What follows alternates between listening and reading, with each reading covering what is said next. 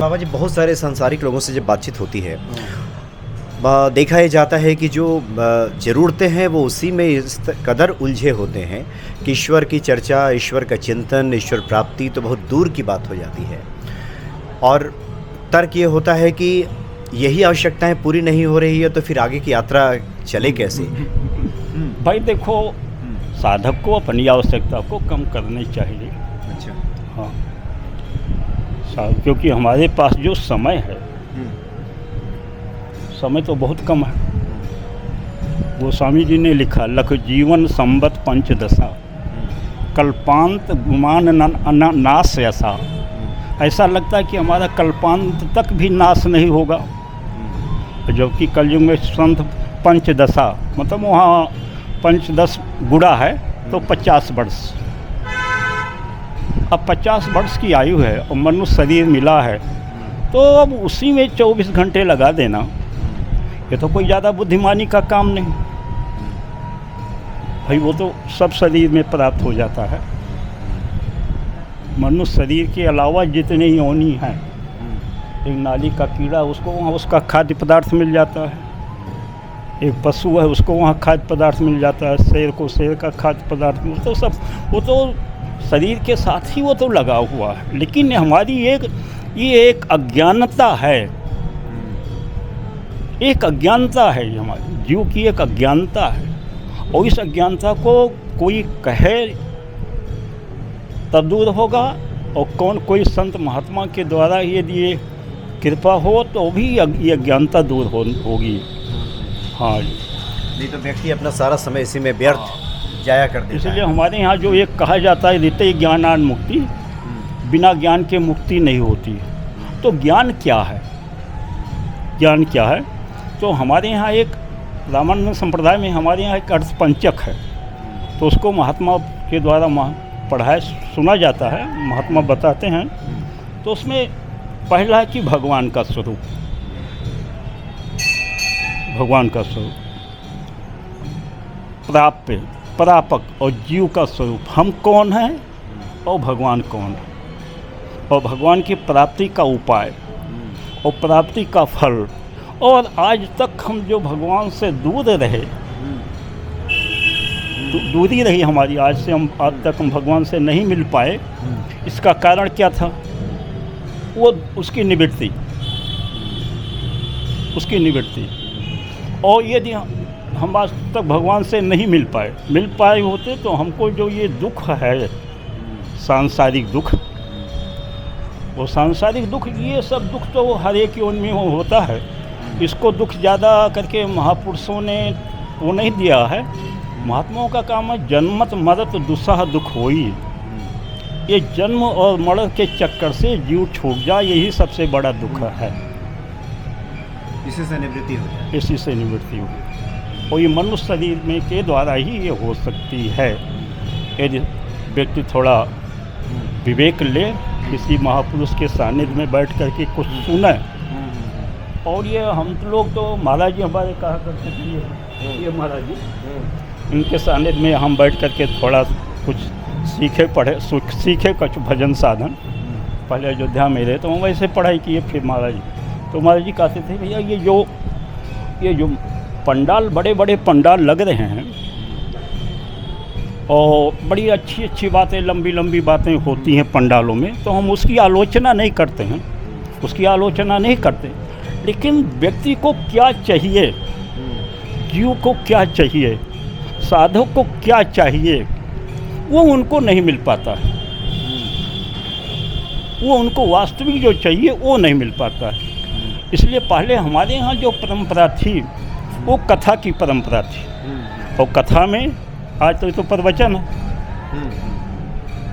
और उनकी भी मजबूरी है, क्योंकि उनके साथ हर तरीके के पंडाल में लोग बैठे हुए हैं। सबको संतुष्ट करना, प्राइमरी का लड़का बैठा हुआ, high school, intermediate, BA MA के लोग बैठे हुए हैं, तो उनको सबको संतुष्ट करना, तो जो जिससे जब संतुष्ट, उनको सबको संतुष्ट करना, हर बातें की जाती हैं। लेकिन जब हम प्राइमरी के अध्यापक को जहाँ पढ़ाया जाता है, पहले पढ़ाया जाता था, तो काखा गा घांगा पड़ेगा, चाचा ज़्यादा, फिर 3 में जाएगा, फिर 6 में। नहीं, सही कहा आपने। उन कथा पंडालों में बहुत सारे ऐसे लोग होते हैं जिनको नौकरी चाहिए, जिनको धन चाहिए, जिनके बेटे बेटियों की शादी नहीं हो रही है, उनकी बातें नहीं होगी तो वो तो फिर वहाँ से समय नहीं पास होगा, समय भी नहीं पास होगा, तो हम कुछ लोग ऐसे तो भी फिर उन कथाओं से वो चले जाएंगे, कहेंगे बाबा जी तो हमारे लिए कुछ दे नहीं रहे। हाँ, तो एक उनकी भी हमने सुना हूँ, देखता हूँ, कई बार जाते हैं हम तो सुनते हैं महापुरुषों को, दंडोर प्रणाम उनको। जी जी। कम से कम ये तो है, आध्यात्मिक चर्चा तो करते हैं, भगवत चर्चा करते हैं, लेकिन अब उनकी और समय उनके पास 3 घंटे का है, और 7 दिन की कथा कहनी है, 9 दिन कहनी है। 3, हाँ, और 7-9 दिन तक कथा है। पहले महाराज जी कहते थे कि भाई ये तो भाग दौड़ की कथा हो गई है भागवत। भाग दौड़ 3 घंटा में कोई क्या बोलेगा, और उसमें 3 घंटा 1.5 घंटा संगीत आ गया। संगीत नहीं करेंगे तो उसमें बहुत सारे भक्त उठ जाएंगे। वही कुछ तो नृत्य करने के लिए ही आते हैं। वही हमने कहा ना, कालक्षेप करने के लिए आते हैं, तो अच्छा है, कालक्षेप हो रहा है उनका, बीमारी दूर हो रही है, कुछ तो हो रहा है, तो बहुत बढ़िया है। लेकिन जो पहले हमारे यहाँ गुरु शिष्य की परंपरा थी, और गुरु जी से शिष्य पूछता था, गुरु जी से शिष्य पूछता था, और पूछने में ही गुरु जी समझ जाते थे ये जो पूछ रहा है ये अधिकारी है कि नहीं अधिकारी है, पात्र है या नहीं, पात्र है या नहीं, और ये जो नहीं पात्र है तो उसको पात्र बना लेते थे, पात्र उसको बना लेते थे, और जो पात्र है तो उसको पहले लग जाता था पता। आज भी हमारे यहाँ कोई आए गेट में तो हमको पता लग जाएगा ये व्यक्ति दर्शन करने के लिए आया है कि किस लिए आया, वो पता लग जाता है। वैसे ये बात। हाँ जी। तो बाबा जी आपने काफ़ी महत्वपूर्ण बातें कही कि धर्म, अर्थ, काम और मोक्ष जो 4 पुरुषार्थ बताए गए हैं वो सब हनुमान जी की भक्ति से मिल जाता है। और बहुत ही महत्वपूर्ण बात कि ध्यान हमारा गेहूं पे रहना चाहिए, भूसे पे नहीं। ये जो सांसारिक कामनाएं हैं, जो ज़रूरतें हैं, अगर इसका तात्पर्य अगर भूसे से लिया जाए तो मिल ही जाएगा। मूल तो ईश्वर है, प्रारब्ध है। भाई आप देखो, किसी भी योनि में जीव है तो उसको वहीं उसको भोग की प्राप्ति वहीं उसको प्राप्त है, वहाँ भी कष्ट है। आपके पास करोड़ों अरबों रुपए की संपत्ति है, कुछ भी है, फिर भी आपको किसी न किसी प्रकार का तो अभाव रहेगा। तो ज़्यादा इसमें उलझना ना पड़ चाहिए। इसलिए हमारे यहाँ पहले जो है एक 4 आश्रम बनाया गया था, वर्ण व्यवस्था थी। गोस्वामी जी तो लिख दिया वर्ण धर्म नहीं आश्रमचारी। इस समय की जो परिस्थिति है, हम वर्णाश्रम धर्म की बात नहीं कर सकते। अभी इनकलाब जिंदाबाद नारा अभी करेंगे तो विवाद हो जाएगा, नारा लगेगा। लेकिन जो ये 4 जो आश्रम बनाए गए थे, इस आश्रम में व्यक्ति इतने दिन तक करे, इस आश्रम में ये करे, इस दिन आज मान लिया ये नहीं रह गया तो आज व्यक्ति अपने आयु को बांट ले। 80 साल की उम्र, 20 साल में पढ़ाई लिखाई करके, विद्या अध्ययन करके शादी विवाह कर ले।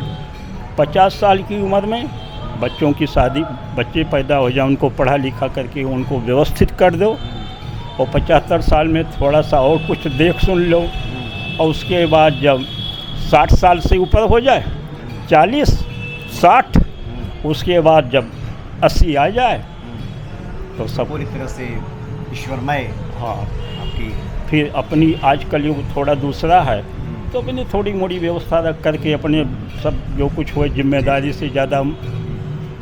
लेकिन आज तो कहते हैं कि भाई, हम तो सुनता रहता हूँ, कहते हैं महाराज जी मूल से तो वो ब्याज से मूल प्यारो है। अब जब लड़का हो गया, अब उसकी जिम्मेदारी है, लड़के के जब लड़का हो गया तो उसकी जिम्मेदारी है, वो अपना पालन करे, वो पोषण करे, वो पढ़ावे लिखावे। अब उसी को कंधे पर लिए आप घूमते रहो, बूढ़े बाबा बाबा बाबा बाबा करे, वो दाढ़ी नोचे, बाल नोचे, तो ये तो कोई ज़्यादा बुद्धिमान। तो इसलिए मूल तत्व समझने की आवश्यकता है। बहुत अच्छा लगा बाबा जी आपसे बात करके। निश्चित तौर पे भक्तों के हृदय में ये भक्ति इससे और बढ़ेगी ईश्वर के प्रति। बहुत बहुत धन्यवाद आपका। जय सिया राम। जय सिया राम।